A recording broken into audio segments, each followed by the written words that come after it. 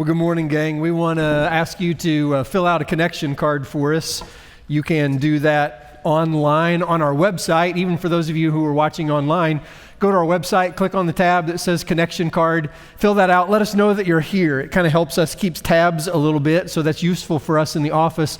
But it's also a great way for you if you want to communicate something to us. There's a spot on there where you can communicate prayer requests, and some people do that every week. And so in our office, we get a printout of those prayer requests. I'm able to see those. I want you to know I do pray for you when you put those on there, as does the rest of our staff. So that's a great way for you to communicate in with us. Whether it be prayer or anything else that you want to do, you can do that on your connection card. So if you would fill one of those out every week, even if it's just putting your name on there and letting us know that you're here, we would appreciate that.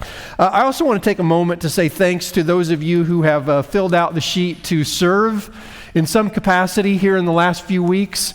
We have some different needs, some areas where you can jump in, where you can plug in and be a part of God's church here at Highland. I know a number of you have served for many, many years. Really grateful for those of you who have recently signed up to help. We're getting you called and plugged in those variety of areas. And so if you've not done that yet and you would like to, we have these sheets that are out at the Connection Center in the lobby. You can fill them out on paper and leave them there, or we have this form on our website as well, so you can get on there and fill that out electronically. One other thing before I get into the message, and that is that we have a children's event coming up the next couple of Sundays. And so next Sunday, up in the other end of the building, the fellowship hall, and out on the front lawn, they're having a taco bar and dessert and some information about children's ministry. And it is for everyone who is serving in children's ministry currently. It's for anyone who would be interested in serving in children's ministry. You can come that day, have a taco, a little bit of dessert, find out what's going on, talk to Kim, maybe get plugged into children's ministry in some way. And also for all of the families that have kids in the Route 33 Kids Ministry. So if you have a child of that age, birth through 5th grade, kids, parents, all welcome to come and be a part of that next week. So that's going to be happening, kind of a big back to school, get things going again this year. So that happens next Sunday at 11 o'clock. So during the 11 o'clock hour, that takes place. And then the following Sunday on the 21st, the kids will move up to their next grade. So it's kind of the big promotion week. Kids move into their new classroom. So if you have kids in that age range, they'll be moving next week to a new class according to their age. So that's what's going on recently. Glad that you were here. Welcome, welcome, welcome. There used to be a show on TV. I don't know if it's still on or not, but it was called Barter Kings. And a couple of guys named Antonio and Steve would try to trade something for something else of greater value. So they made a show out of this. I don't know that it lasted very many seasons, but they would try to take something and just like, hey, let's see if we can make a swap with somebody. Let's see if we can trade this for something better, more valuable than we have. So they, make phone calls and see, does anybody want this thing that we have? No, yours is worth less than ours, so we're not interested in you. We want something better. We want something better than what we have just because you want what we have. Now, if we could do that with everything, trade something that we have for something more valuable, I think we'd be interested in doing that, wouldn't we? If I had a fork and I could trade you for a hatchet, I think I'd probably do that. If I had a 1979 Gremlin and you had a 2022 Subaru, I think I'd go for that. We'd like to trade up in that way. One of the wildest stories I ever read about this was a guy named Kyle McDonald who posted an ad on Craigslist. This happened some years ago when Craigslist was the hot item and the way to communicate. But he wanted to trade a paperclip. And so he took a picture of it laying there on his desk, and he said, I want to trade this red paperclip for something that you have that is more valuable. He said, I'm not trying to go big on the first one, maybe a pen or a spoon, perhaps a boot, not even two, just a boot. I just want to trade up for something else. And he said, if you'll agree to trade with me something that's more valuable than this paperclip, I'll come to you wherever you are to make the trade. He was going to drive like across the country if he had to trade a paperclip for a boot. And he said, P.S., my plan is to make a series of trades until I can trade for a house. So he's eventually going to trade a paperclip for a house, just incrementally making his way up. Interestingly enough, after a year and 14 trades, he traded for a house in Saskatchewan, Canada. So there you go. If you need a place to live, get yourself a paperclip, see what you can do with that. I want to talk today about making a trade, but I want to talk about trading now for later. This life for the next. Sacrificing this one to gain the next one, because I think a lot of us value now too much. It's like we're so wrapped up in the paperclip of life that we've lost sight of the house in heaven. We think of that as, so far away, years, and we're just interested in right now. And so we're just too wrapped up in now. In this series over the last few weeks, we've been talking about the afterlife, what happens when we die. We've been taking a look at what the Bible has to say about heaven and hell. But what I want us to see today is that the Bible tells us the next life is so much more valuable than this one, so much better, that we should be willing to give this one up, to trade this one, to sacrifice this one in order to gain the next one. We need to trade now for later. So if you have your Bible, open to 2 Timothy chapter 4. 2 Timothy is a letter. We often refer to the books of the Bible as books, but in the New Testament, many of them were letters that were written. And this one, Paul wrote it to his student Timothy. In fact, of the 27 books of the New Testament, 13 of them were letters written by Paul, and this is the last one that he wrote. When he wrote 2 Timothy, he was in prison, and he knew he probably wasn't going to get out. According to the historian Eusebius, Paul was executed under the reign of Nero not long after he wrote this letter. So he knew his death was near as he penned this letter. And so in 2 Timothy 4, beginning in verse 6, here's what he wrote to Timothy. For I am already being poured out like a drink offering, and the time for my departure is near. I've fought the good fight, finished the race, kept the faith, and now there is in store for me the crown of righteousness, which the Lord, the righteous judge, will award to me on that day. And not only to me, but also to all who have longed for his appearing. So what I want us to do is look at the phrases that Paul uses here and see what this life looks like when we understand the next life is more valuable. So he starts off by saying, I'm already being poured out like a drink offering. A drink offering was a part of the Old Testament sacrificial system, something that God had prescribed for them. It was a mixture of oil and wine that would be poured out as a sacrifice to God. Like we make this oil and wine, we put it together. It was something that had value, but they would say, okay, this belongs to God, and they would pour it out on the altar. I'm giving this to God.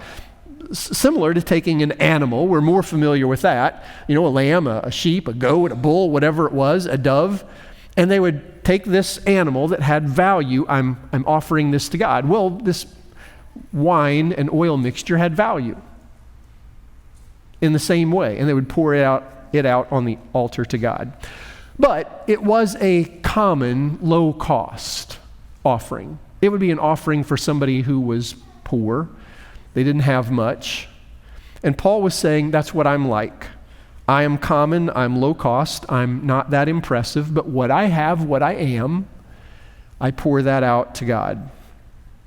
Now, what all of us have to realize, I think, is that in this life, we are pouring our lives out for something. We are sacrificing our lives for something. We're trading one thing to get another. The question is, what? What are we giving our lives for? What are we trading this life for? What are we using this life for? What is it we're after? So we're saying, okay, I'm sacrificing something to get this. What is that thing?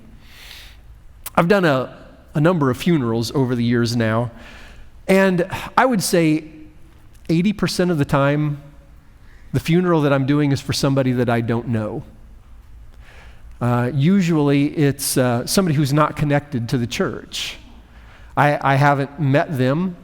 And so what I do in preparation for the funeral is that I meet with the family so that I can speak something personal about them. I mean, otherwise I would have nothing. We want to celebrate this person's life in some way. They meant something to their family, to their friends. I mean, even if they were not a Christian and a churchgoer and I didn't know them, they were still a valuable person to their family. And so I want to be able to speak personally about them. So what I do is I get a few family members in the room with me to prepare, and I just say, tell me about this person. Who were they? What were they like? When you think of them, what are the characteristics that come to mind? What did they enjoy? And what I'm asking is, what did they pour their life out for? What did they give their life for? Now, most of the time, in this kind of a situation, the person was not a Christian. I mean, they weren't, most of the time they weren't connected to a church. Sometimes they were. In fact, I did one recently, and the woman was a member of a Lutheran church, but the Lutheran minister was out of town on vacation. That happens to me sometimes too. Like, in fact, almost all the time. When I go out of town, somebody in the church passes away. And so that happened there. And so they went to their second choice. Since he was out of town, they went to their second choice. Who was not me? All right, the second choice was Kurt Goodwine, funeral home director, and so he speaks at a lot of funerals, and so they thought they'll have him do it. Kurt was out of town doing a family funeral, so they went to their third choice, who was not me. Another Lutheran minister in another town, and so they finally, there I was. But connected to another church. Most of them are not like that. Most of them are that I'm doing not connected to a church. They weren't connected to a church at all. And so I sit down with the family, and so what did this person enjoy? Who were they? What did they give their life for? What were their characteristics? And most of the time, what I initially get is a lot of silence because they don't want to tell me. Like, well, I don't think we want to get into that.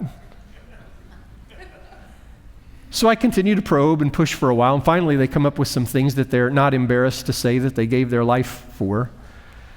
And maybe it'll be something like, well, he really loved his dog. What kind of dog was it? It was a beagle. Beagle. He never went anywhere without that beagle. That beagle was fat. Fed him off the table. Ate everything. Okay. Fat beagle. She had a figurine collection. What kind of figurines were they? Oh, all kinds. Whole room full of them. We don't know what we're going to do with all of them. He was a huge sports fan. Cheered for his team. Never missed a game. He loved to mow the yard. So often that you couldn't really tell the difference in the height of the grass when he mowed. Just the tracks went in a different direction. Okay.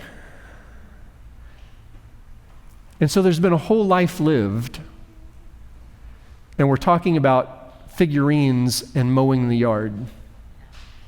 That's what they gave their life for. Now, there's nothing wrong with collecting figurines and mowing the yard. But if that's what you gave your life for, if that's the height of it, you've traded for the wrong thing. There's something much more valuable waiting for us. So I want you to take a moment, and I want you to picture your family sitting in a room with me, and I'm saying, tell me about him. What was she like? What was he passionate about? What did she pour her life out for?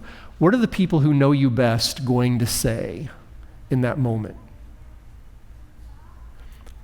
Paul said, I've poured my life out as an offering to God. When that moment comes for you, and your family is sitting in the room with the preacher having that conversation, wouldn't it be nice if your family, the first thing that came to their mind was, he was devoted to the Lord. She set an example of prayer and Bible study that is beyond belief. We know where he's at now. There's no question in our mind. If she didn't make it to heaven, nobody will. Isn't that what you want people to say about you? Yes, amen. A servant of God. Oh, we'll talk about Cardinals baseball and Bears football. I mean, those are part of life too. But we don't want that to be first. What are they going to say when that time comes? Paul went on to say, the time for my departure is near. Now, we usually think of departure as the end. Paul is like departing this life. It's over. When we've traveled to see friends or family and the vacation is over, we have to depart and go back home. But this word departure doesn't mean the end. It actually means the beginning. It's a nautical term, and it means to set sail. The adventure is on its way. Now has come to an end. Later hasn't arrived. And he wasn't dreading it. He was anticipating it. He was willing to pour everything out he had now, looking forward to what he would gain later. But so often, I think, if you're like me, and I think you don't really want to be completely like me, but in this sense, probably many of us are. We get caught up in now. I mean, we have this life to live, we have bills to pay, we have things to get done. It's just so easy to get caught up in now that we forget about later. And so we get our attention focused on changing the oil in the car. And I said I was going to spray those weeds and get them killed, and I need to back up those files on the computer in case something happens, and the mower blades need sharpened because it's just sort of knocking it over instead of cutting it off, and on the list goes. And we just get so caught up in what we have to do now that we kind of forget about looking ahead into the future and when this life is over and when we're not cutting the grass anymore. What's going to happen then? Think about it this way. This is kind of an illustration of what we're doing. Imagine that you rent a condo at the beach for a week. And you get there, and it just doesn't look like you thought it was going to look. It's not as nice as you were hoping for. I mean, there's a couple of stains on the carpet, and it's got wallpaper on the walls, and it's sort of peeling at the edges, and hanging a little bit. And it's got laminate countertops, and it's chipped up some. And you think, this just doesn't look very nice. This isn't what I wanted to stay in at the beach. And so you think, I know what I'll do. I'll fix the place up. And so you start ripping up the carpet. And you throw it out, and you call the carpet layers, and you get some new put in. It's like, those countertops, I don't like those either. So you knock those out, and you take them out, and you get some granite countertops put in, and the wallpaper hanging off. You start ripping that stuff off, and it doesn't all want to come off, of course. And so then you got the little pieces that you're tearing off. And so you spend the whole day. You're there spraying water and chipping and tearing. You finally get that all off. You go buy some paint, and you get that, and you get the walls all painted. And now the furniture looks kind of bad in comparison, so you get all the furniture, you throw it out, and you call rooms to go, you get everything in. You're out of money, but you want a big screen TV, so you put that on the credit card, you have them bring the big screen TV in, and at the end of 6 days, you've done this, and you think, oh man, now it looks great. And you go to bed that night, and you get a phone call reminding you that your departure is 10 o'clock the next morning. Like you spent all that time and all that effort and all that money on a condo that you had rented, and now you've just got to leave. I think our life is a little bit like that. We get so caught up in making our condo in this life everything that we want it to be. And then one day we get the call, hey, you're leaving tomorrow. And we've not prepared for what comes next. But what we have now is really nice. We don't really want to leave it. I've spent all my time, all my effort, I've poured everything that I have out for this life, and now I have to leave. See, shouldn't that change our perspective a little bit? To say, I think I'll trade what I have now for what I'm going to get later. What I have now isn't really all that valuable. Oh, I've got to live here for a while. But I'm going to put my focus on what comes after. because that's what's going to be forever, and that's what's going to be better. Verse 7, Paul then uses another phrase. He said, I've fought the good fight, finished the race, I've kept the faith. That Greek word that is there for fought is the word from which we get our word agonize. And so he's saying, I have agonized through this life, but I've finished the race and I've kept the faith.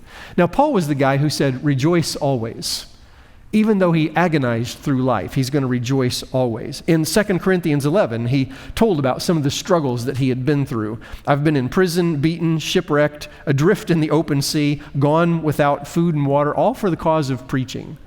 And those are all things that had happened to him because he was preaching the gospel of Jesus. But he said, through that all, I've kept the faith, I've completed the race because of what comes later. Despite those hardships, despite those struggles, despite prison and everything else, I'm joyful because of later. 2 Corinthians 4, he said, for our light and momentary troubles. Now remember the things that he just said that he had been through. Shipwrecked, gone without food and water, adrift in the open sea. He's calling those light and momentary troubles. How would that stuff compare to the troubles that we go through? That kind of makes our troubles really light and momentary, doesn't it? But we get so concerned about those. For our light and momentary troubles are achieving for us an eternal glory that far outweighs them all. So those troubles that we experience in this life are achieving for us a glory that outweighs them, makes them seem like nothing. So we fix our eyes not on what is seen in this world, but on what is unseen in the next world, since what is seen is temporary, but what is unseen is eternal.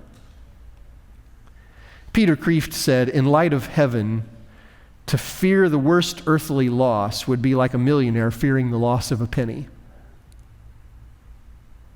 So we lose things in this life and we feel like that's such a terrible thing.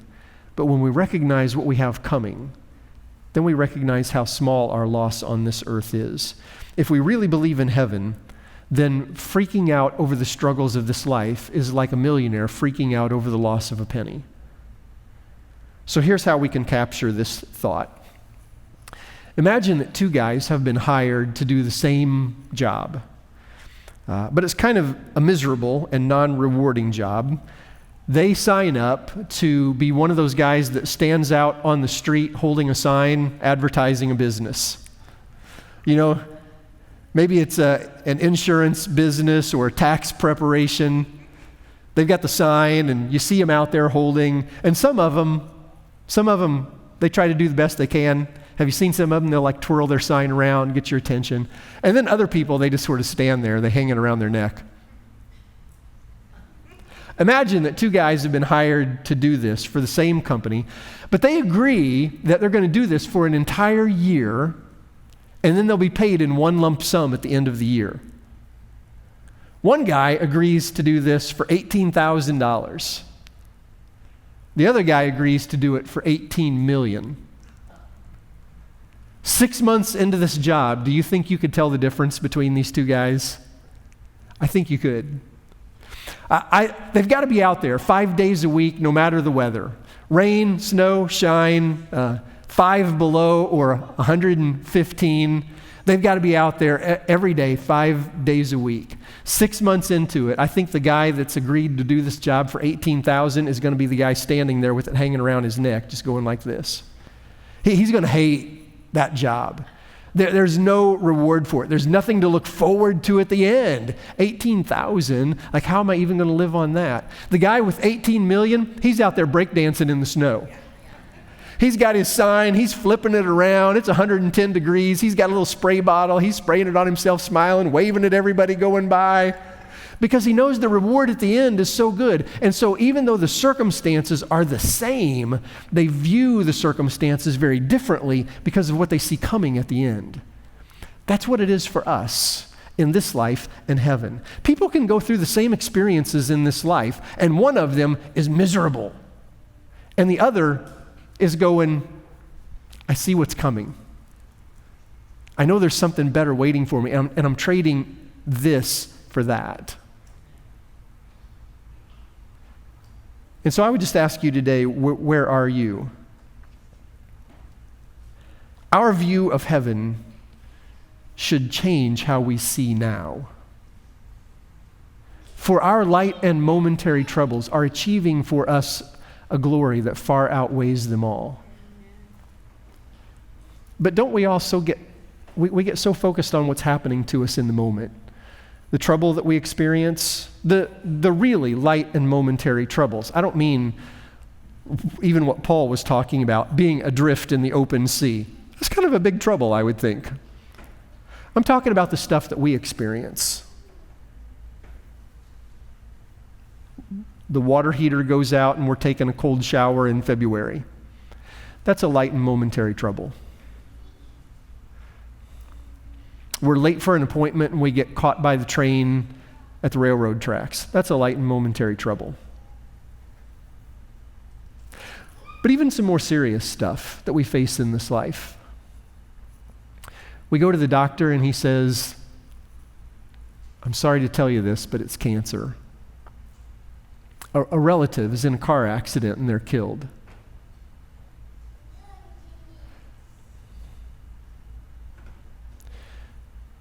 You see, the way we view those things now depends on what we know is coming later. Because if this life is all we think there is, then those things are terrible. And there's no hope beyond that. But if we understand that heaven waits us, then the Bible says we're going to grieve. We're going to grieve loss in life. But we don't grieve like those who have no hope. We see something else that's there. In verse 8 of this text, after Paul has talked about pouring his life out as a drink offering, after he says his departure is near, after he says he's fought the good fight, he says, now. Remember, he's coming to the end of his life. He's writing this letter. It's the last one he's written.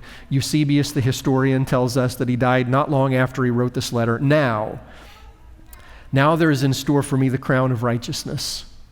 That's the reward that he was looking for. That's a phrase, not a real crown. He's talking about heaven, which the Lord, the righteous judge, will award me on that day, and not only to me, but also all who have longed for his appearing.